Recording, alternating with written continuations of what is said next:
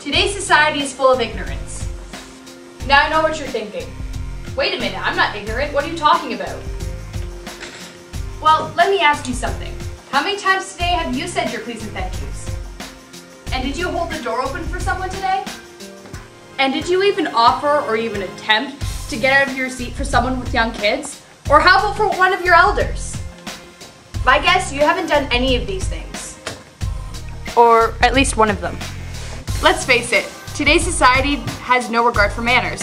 Do you know what happened to society that made us forget all about manners?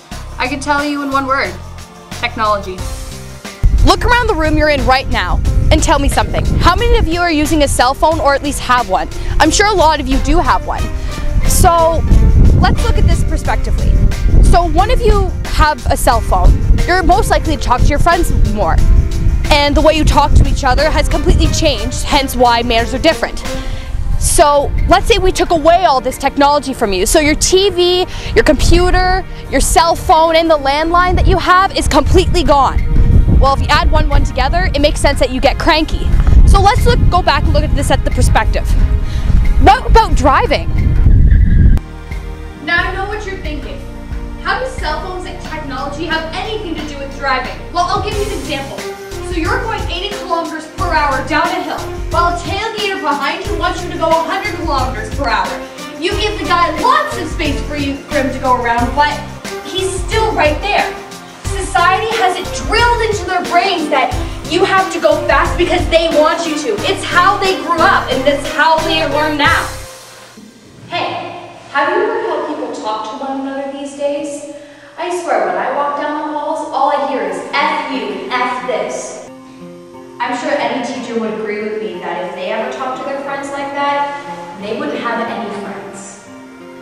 Now that everybody has cell phones these days, we have more opportunity to treat people badly. So if we were to talk to somebody in person now, well, you get treated just as badly as if you were on the phone. Do you know why people continue to talk to one another like that these days? It's because they don't have a mom right over their shoulder saying, "Would you talk to your mother that way?" Our generation as kids, we haven't been taught proper manners. Well, let's go back to the city bus. You know what I see when I go to work? I see kids on their iPods, phones, and their MP3 players, while a 70-year-old woman who can barely walk, let alone stand, wants to sit down. Now, instead of the 16-year-old standing up, I see someone maybe in their mid-30s, early 40s, that have been offered their seat.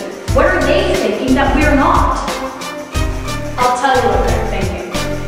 Your parents' generation has been taught since they were kids of how to act properly. Now, I know not everybody's like this. Heck, I'm not perfect. The reason why I'm explaining this is because I want people to be aware of society's imperfections. So, I guess the entire point I'm trying to prove is, stop being so rude.